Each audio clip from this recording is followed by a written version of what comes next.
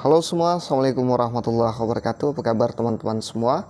Pada video kali ini saya akan share FR yang untuk guru SD ya, atau guru kelas, khususnya yang sudah ujian pada hari Minggu dan Senin yang lalu. Ini ada teman kita yang kirim berbentuk catatan, nanti saya perlihatkan sekilas teman-teman mengenai foto yang dikirim melalui WhatsApp ya. Jadi dia memang merangkum, jadi saya akan bahas ini semua dari beberapa item ini, cuman ini tidak sekaligus ya, karena tidak akan sempat kalau semuanya sekaligus. Ini hanya beberapa item yang kita akan bahas. Baik, sebelum lanjut saya mau teman-teman klik subscribe, like, dan bantu share ke sosial media teman-teman, biar saya makin semangat untuk membuat soal-soal FR atau soal yang terkait dengan seleksi akademik PPG ke depannya. Baik, kita lihat ya. Nah, ini bukan contoh ya, ini FR-nya teman-teman, ada sampai 20 item. Insya Allah pada video kali ini kita akan bahas sampai 3/2 item 3/2 item, mulai 1 sampai 4 ya, kita akan bahas. Nah, kalau saya perhatikan ini sebenarnya memang mirip dengan soal FR P3K tahun lalu. Ini mirip, silakan teman-teman buka video saya simpan di link. Di situ sudah saya bahas di para guru maupun di Muhammad Daniel ya. Bisa teman-teman klik link di bawah ini, bisa bandingkan antara FR-nya. Cuma kan yang melakukan FR itu dia berdasarkan apa yang dia dapat ya, kan terbagi itu, ada yang dapat ASEAN, ada yang dapat lambang negara, ada yang dapat makna Pancasila, nilai-nilai Pancasila, ada yang dapat alinea-alinea undang-undang itu ya, seperti itu. Jadi ini hanya sebagian soal, jadi tidak semua FR itu, tidak semua soal. Semakin banyak FR semakin bagus, karena kita punya perbendaharaan soal yang sudah matang. FR itu adalah soal yang sudah matang teman-teman. Ini yang pertama ada lambang Pancasila, kita akan bahas. Selanjutnya ada bentuk kerjasama ASEAN, mengenai ASEAN juga ya.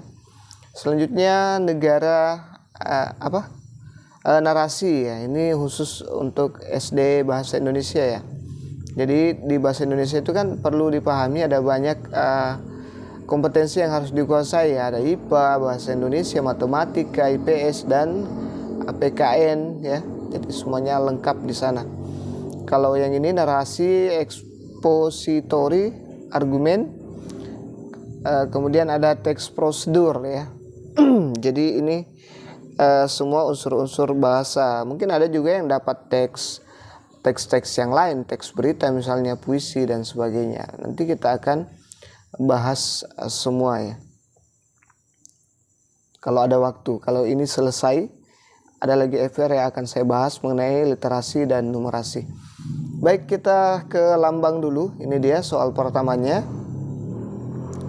Lambang negara burung Garuda memiliki makna yang terkandung di dalamnya. Jumlah bulu pada masing-masing sayap burung Garuda berjumlah A 17, B 8, C 45, D 19, E 10 ya. Oke, kita lihat ini sebenarnya kalau saya pernah hafal ini jumlah-jumlah bulu pada burung. Ini waktu saya SD ya, tapi kita sudah lupa karena kita sudah tidak pernah mengingatnya lagi.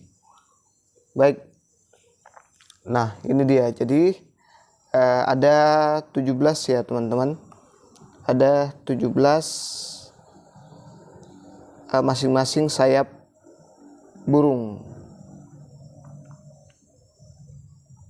Nah ini dia 17. Kita lihat jumlah burung Garuda Pancasila melambangkan Hari Proklamasi Kemerdekaan Indonesia pada tanggal 17 Agustus 1945 ya, antara lain helai bulu di leher itu 45, ini di bagian lehernya teman-teman. Selanjutnya bagian sayap itu masing-masing 17 helai bulu ya pada bagian sayap. Selanjutnya di sini juga, ini kita dulu di SD memang disuruh menggambar ini, dan sayapnya bulunya semua harus pas. Seingat saya kelas 4 SD ini, atau kelas 5 ya setahu saya. Selanjutnya ada helai bulu pada ekor ya, ada 8. Ini pernah kita disuruh gambar dulu.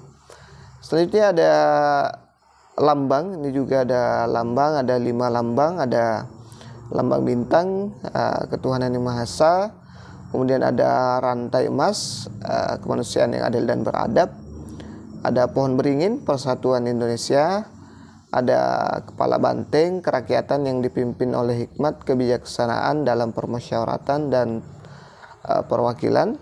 Selanjutnya adalah keadilan sosial bagi seluruh rakyat Indonesia. Ini adalah padi dan kapas.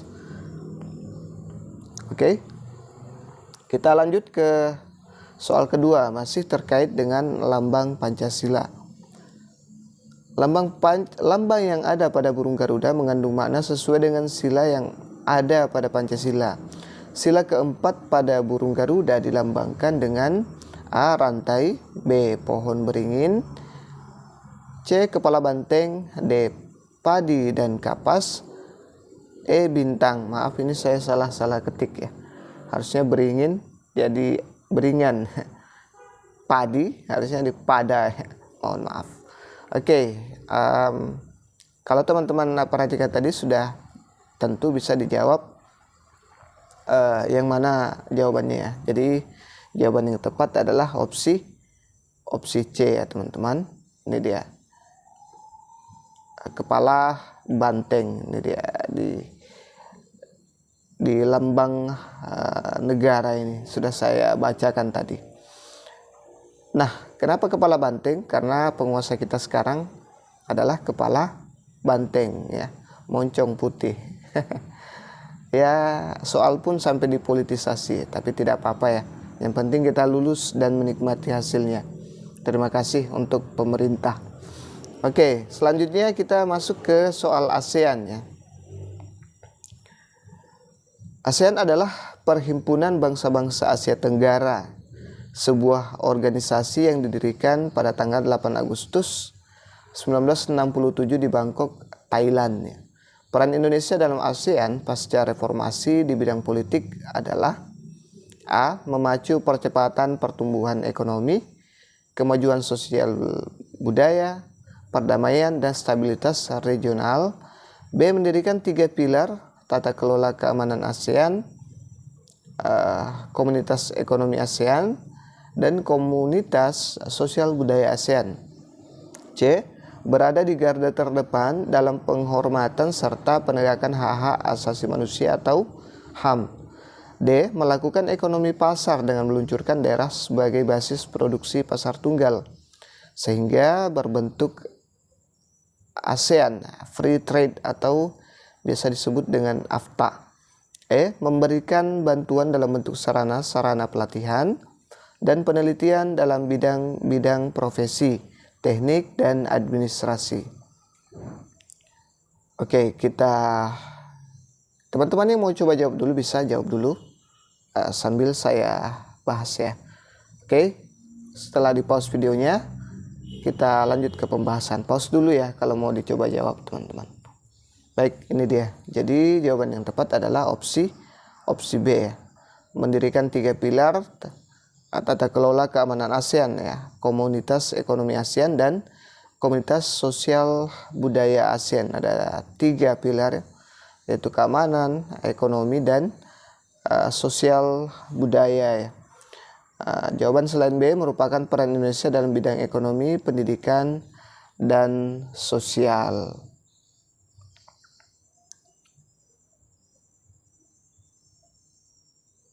Ya, ini di bidang politik ya. Baik, kita lanjut ke soal berikutnya. Salah satu contoh kerjasama Indonesia dan negara-negara ASEAN adalah dengan menetapkan kawasan perdagangan bebas yang disebut dengan A. APEC, B. AFTA, C. UNDP, D. NAFTA, E. G-SAT.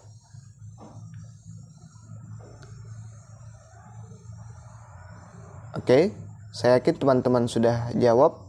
Kita lihat. Nah, jadi jawabannya adalah opsi B, yaitu AFTA. Salah satu contoh kerjasama negara-negara ASEAN untuk meningkatkan pertumbuhan ekonomi adalah dengan menetapkan kawasan perdagangan bebas ASEAN atau ASEAN Free Trade Area.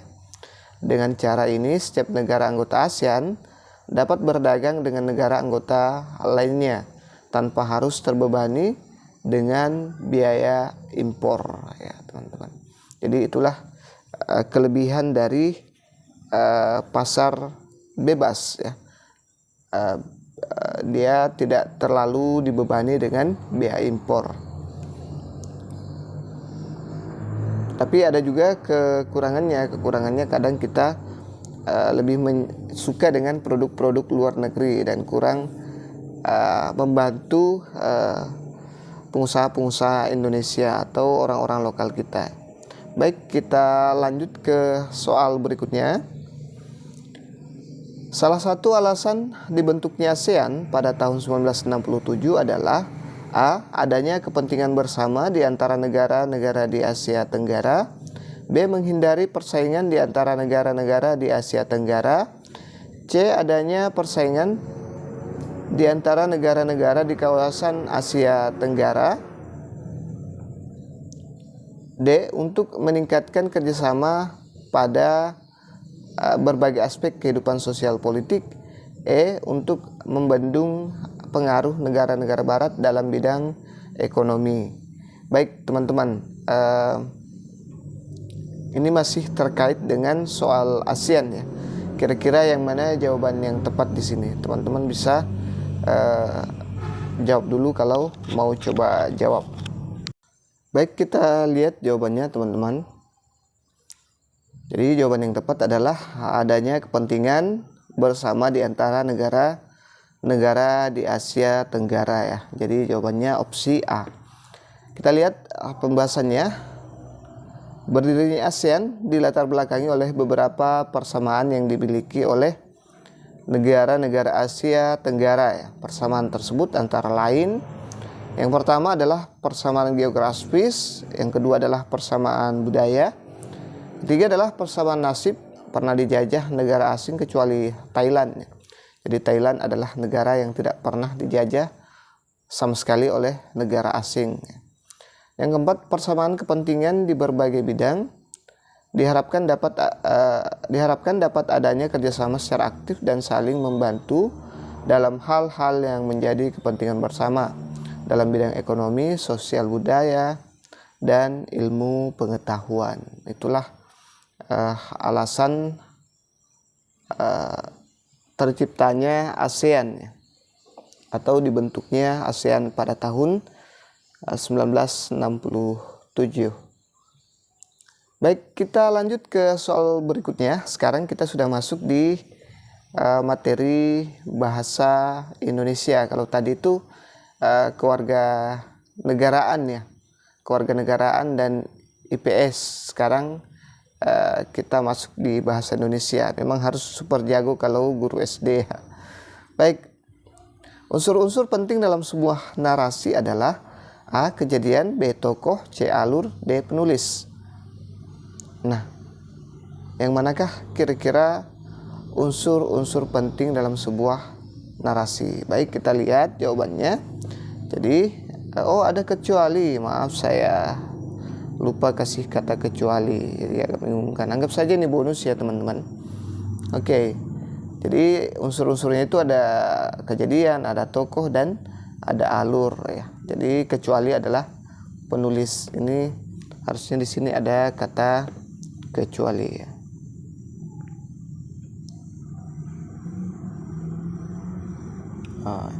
Kecuali. Oke. Saya yakin teman-teman paham lah. Bisa lihat, ya. Unsur-unsur penting dalam sebuah narasi adalah kejadian, tokoh, konflik, amanat, atur atau plot, ya, alur atau plot. Latar yang terdiri atas latar waktu, tempat, dan suasana. Jadi ada kejadian, tokoh, konflik, amanat, alur, plot. Ada juga latar yang terdiri latar waktu, tempat, dan suasana. Penulis tidaklah termasuk dalam unsur-unsur penting dalam sebuah teks narasi atau sebuah narasi. Oke, kita lanjut ke soal berikutnya. Ini ada sebuah teks narasi yang lumayan panjang ya. Kalau teman-teman menemukan soal seperti ini, tidak usah baca semua, langsung saja ke soalnya ini ya. Langsung melihat amanat yang dapat kita petik dari cerita tersebut adalah: A. Kita tidak boleh menyombongkan kelebihan yang kita miliki. B. Kita tidak boleh memamerkan kekurangan kita. C. Kesabaran dan ketabahan hati akan mendatangkan kebaikan. D. Kita harus membanggakan diri sendiri supaya percaya diri. Nah, kira-kira yang mana nih jawabannya, teman-teman? Oke, coba kita baca ya. Ini karena kita lagi belajar, tidak apa-apa saya bacakan.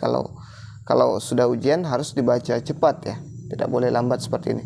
Alkisah, ada sebuah kerajaan bernama Kerajaan Linggar, dipimpin oleh seorang ratu bernama Ratu Sima. Ratu Sima mempunyai 3 orang putra, semuanya laki-laki. Putra pertama dan keduanya lahir kembar, bernama Pangeran Seta dan Pangeran Seto. Keduanya putra kesayangan Ratu Sima. Sementara putra ketiganya lahir cacat, matanya buta. Ia bernama Pangeran Rasi. Sejak kecil Pangeran Rasi dibesarkan oleh Mbok Tumi, dayang kerajaan yang ditugaskan mengasuh Pangeran Rasi. Mereka hidup bahagia hingga Pangeran Rasi menjadi pemuda yang baik dan santun budi pekertinya. Kemarau terus melanda Kerajaan Linggar. Seluruh rakyat sangat berharap turunnya hujan. Kerajaan Linggar kekeringan. Ada yang mengatakan Kerajaan Linggar terkena hukuman karena keserakahan Pangeran Seta dan Pangeran Seto yang mendebang pohon di hutan Randualas, yaitu hutan yang tumbuh di samping Kerajaan Linggar. Seluruh rakyat tak ada yang berani melaporkan keserakahan kedua pangeran kembar itu. Semua orang takut karena keduanya putra kesayangan ratu. Dikutip dari Cermat Berbahasa, penerbit 3 serangkai. Nah, amanat yang dapat dipetik dari cerita tersebut adalah kira-kira yang mana nih? Kita sudah baca sekilas tadi. A. Tidak boleh menyombongkan, tidak ada ya kata sombong. Selanjutnya kita tidak boleh memamerkan kekurangan kita. Nah, tidak ada juga yang memamerkan kekurangan. Kesabaran dan ketabahan hati akan mendatangkan kebaikan. Kita simpan dulu. Kita harus membanggakan diri sendiri supaya percaya diri. Nah, jadi amanat itu seperti sebuah hikmah ya, atau hikmah ya, atau apa ya bahasa, saya lupa juga. Ada lagi bahasanya selain hikmah ya, yang bisa dipetik ya. Nah, dari pelajaran ini kan, dari keseluruhan ini, si Raden Pangeran Seto dan Seta ini adalah orang yang kurang sabar ya. Kurang sabar, dia cenderung serakah. Akhirnya yang datang itu bukan kebaikan tapi malah bencana ya, atau keburukan ya, yang melanda Kerajaan Linggar ya. Oke, kita lihat soal berikutnya, masih terkait dengan narasi. Karangan narasi yang berusaha untuk memberikan suatu maksud tertentu, menyampaikan suatu amanat terselubung kepada para pembaca atau pendengar, sehingga tampak seolah-olah melihat disebut: A. Narasi informatif, B. Narasi ekspositori, C. Narasi sugestik, D. Narasi artistik. Nah, karangan narasi yang berusaha untuk memberikan suatu maksud tertentu, menyampaikan suatu amanat terselubung kepada para pembaca. Baik, kita lihat jawabannya. Saya yakin teman-teman sudah mengunci jawabannya. Ini ada kata kuncinya adalah seolah-olah dia benar-benar melihat ya, atau mendengar atau dan sebagainya. Nah, ini dia. Jadi jawabannya adalah dia termasuk narasi sugestif ya. Kita lihat pembahasannya, jenis-jenis wacana narasi ya. Yang pertama A itu narasi ekspositorik atau narasi teknis. Narasi ekspositorik adalah narasi yang memiliki sasaran penyampaian informasi secara tepat tentang suatu peristiwa dengan tujuan memperluas pengetahuan orang tentang kisah seseorang. Dalam narasi ekspositorik, penulis menceritakan suatu peristiwa berdasarkan data yang sebenarnya. Ini sampai di mana ya tadi? Data yang sebenarnya. Pelaku yang ditonjolkan biasanya satu orang. Pelaku diceritakan mulai dari kecil sampai saat ini, sampai terakhir dalam kehidupannya. Karangan narasi ini diwarnai oleh eksposisi. Maka ketentuan eksposisi juga berlaku pada penulisan narasi ekspositorik. Ketentuan ini berkaitan dengan penggunaan bahasa yang logis berdasarkan fakta yang ada, tidak memasukkan unsur sugestif atau bersifat objektif. Sekarang yang B, narasi sugestif. Narasi sugestif adalah narasi yang berusaha untuk memberikan suatu maksud tertentu, menyampaikan suatu amanat terselubung kepada para pembaca atau pendengar, sehingga tampak seolah-olah melihat. Oke, jadi mudah-mudahan bisa disimak. Saran saya bukan lagi materi-materi tentang narasi ya teman-teman. Karena kalau mau dibahas satu-satu, apa itu teks narasi sampai ke ujungnya itu banyak sekali. Teks eksposisi juga banyak sekali, teks sugesti juga banyak sekali ya. Oke, kita lanjut ke soal berikutnya. Berikut ini ciri-ciri kebahasaan yang paling menonjol dalam teks eksposisi adalah A. Unsur modalitas, B. Kalimat simpleks dan kalimat kompleks, C. Verba atau kata kerja, D. Pronomina, E. Adjektiva. Nah, sekarang kita sudah masuk di teks eksposisi ya. Kalau di bahasa Inggris dia disebut dengan text exposition. Kalau yang tadi narration text ya, atau teks narasi. Oke, saya yakin teman-teman sudah jawab. Kita langsung lihat jawaban yang tepat. Jadi jawaban yang tepat adalah unsur modalitas ya, adalah unsur yang paling menunjukkan karakteristik utama atau dominan dari teks eksposisi. Karena bahasa argumentasi atau opini biasanya menggunakan aspek modalitas. Contoh-contoh modalitas adalah bisa, dapat, mampu, sebaiknya, seharusnya, harus, hendak, akan, mungkin, boleh, jika, sedang, sudah, belum, dan lain-lain. Nah, ini adalah kata-kata modal ya, modalitas atau modal, verb kalau dalam bahasa Inggris. Jadi jawaban yang tepat adalah opsi A, teman-teman. Baik, kita lanjut ke soal berikutnya. Sampai sekarang sudah berapa yang benar? Jangan lupa berkomentar ya, teman-teman. Berikut ini yang bukan mengindikasikan judul dari sebuah teks eksposisi adalah A. Manfaat bengkuang untuk menutrisi kulit wanita tropis, B. Bahaya gadget untuk anak usia prasekolah, C. Trik jitu menghadapi UTBK non-daring, D. Strategi sukses ala pebisnis dan motivator terkenal, E. Langkah-langkah membuat tahu bulat yang enak. Yang mana kira-kira nih yang bukan mengindikasikan judul dari sebuah teks eksposisi?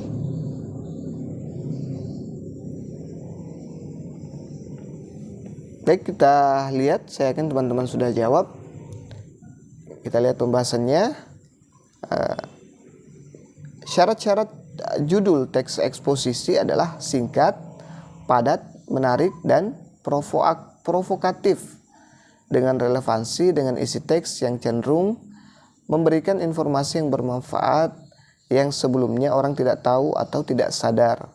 Opsi A, B, C, dan D adalah contoh judul dari teks eksposisi.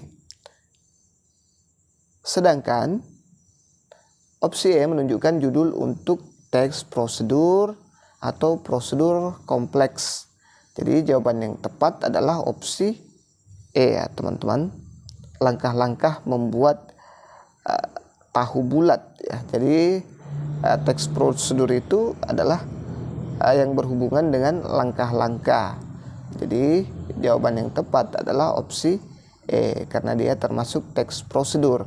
Kalau A, B, C sampai D itu adalah bisa diindikasikan sebagai judul dari sebuah teks eksposisi. Nah, singkat, padat, menarik, proaktif ya, provokatif. Ya. Nah, manfaat bengkuang untuk wanita tropis ya. Jadi wanita tropis bisa terprovokasi. Nah, bahaya gadget untuk anak usia dini, yang terprovokasi itu adalah anak usia dini ya. Trik jitu. Nah, ini bahasa-bahasa provokatif ya, yang bisa memancing orang. Selanjutnya strategi sukses ya, menjadi motivator terkenal. Seperti itu teman-teman. Untuk lebih lengkapnya buka lagi materi-materi tentang teks eksposisi. Ada banyak sekali, ada unsur bahasa dan sebagainya. Nah, ini masih ada teks eksposisi yang sempat saya masukkan. Mudah-mudahan bisa membantu nanti. Di bawah ini adalah struktur teks eksposisi yang tepat. A. Isu, argumentasi, rekomendasi. B. Definisi umum, deskripsi bagian, deskripsi manfaat. C. Judul, tesis, argumentasi, penegasan ulang. D. Orientasi, peristiwa atau kejadian, reorientasi. E. Judul, tesis, deskripsi, kesimpulan. Yang manakah di sini struktur teks eksposisi yang tepat? Kalau kita jarang belajar lagi teks eksposisi, bisa-bisa kita kelimpungan menjawab soal ini teman-teman ya. Jadi ingat, di FR itu kadang sama-sama dapat teks eksposisi tapi soalnya berbeda ya. Atau sama-sama teks narasi tapi soalnya berbeda. Jadi harus banyak-banyak belajar ulang lagi ya. Baik teman-teman, kita lihat jawabannya. Ini dia pembahasannya. Struktur eksposisi yang tepat adalah judul, tesis, argumentasi, dan penegasan ulang. Jadi jawaban yang tepat ada di opsi C ya. Harap dihafal-hafal ini, jangan sampai masuk. Ya, pembahasan untuk tiap-tiap opsi jawaban. Opsi A, struktur teks diskusi. Ya, ini dia teks diskusi ya. Struktur teksnya bisa juga dihafal-hafal untuk teks diskusi. Kemudian opsi B, struktur teks laporan. Nah, struktur teks laporan itu ada definisi umum, deskripsi bagian, deskripsi manfaat ya. Ini dia kalau laporan. Kalau diskusi, isu, kemudian argumentasi, kemudian rekomendasi, ada saran di belakangnya kalau diskusi. Kalau D, struktur teks biografi, ada orientasi, peristiwa atau kejadian, kemudian reorientasi ya. Saya yakin teman-teman biasa dengar ini.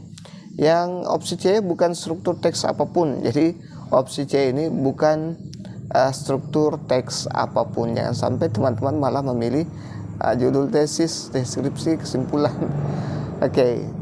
Udah ya. Kita lanjut ke soal berikutnya. Jangan lupa subscribe, like, dan bantu share ya. Nah, ini ada soal dan ternyata sudah langsung ada tercantum jawabannya ya. Beginilah modelnya kalau kita lagi dikejar-kejar waktu, serba buru-buru dan belepotan. Oke, tapi tidak apa-apa, teman-teman bisa lihat ya. Ternyata badai ekonomi membuat beberapa wilayah negeri ini bergejolak. Efek domino lepasnya timur-timur tampak semakin menggejala. Di sana-sini muncul wacana tentang kemerdekaan wilayah. Dengan demikian, negeri ini menghadapi bahaya maha hebat, yakni disintegrasi. Kutipan karangan di atas termasuk jenis karangan: A. Narasi, B. Eksposisi, C. Persuasi, D. Argumentasi, E. Deskripsi. Jadi jawaban yang tepat adalah argumentasi ya, opsi D. Sudah ada jawabannya, opsi D. Nah, pembahasannya adalah karena kutipan karangan tersebut termasuk jenis karangan argumentasi karena mengandung unsur opini dan disertai dengan alasan yang berupa fakta. Jadi kalau argumentasi itu teman-teman dia lebih cenderung ke hal-hal yang bersifat opini tapi faktual ya, tidak asal merekayasa dan sebagainya. Ada opininya tapi berdasarkan faktual disertai dengan fakta-fakta yang terjadi. Ini contohnya kan memang pada waktu itu badai ekonomi membuat memang beberapa wilayah bergejolak ya pada saat Timur itu lepas dari Indonesia ya. Memang itu fakta ya teman-teman. Tapi di samping fakta dia disampaikan melalui argumen, melalui pendapat ya. Di sana sini muncul wacana tentang kemerdekaan wilayah ya.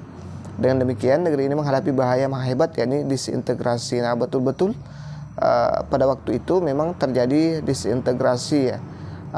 Memang efek domino itu benar-benar bergejolak pada zaman Habibie pada waktu itu yang melepas Timur. Nah, kita lanjut ke soal berikutnya. Ini yang bukan merupakan ciri dari teks argumentasi. A. Hasil rekayasa.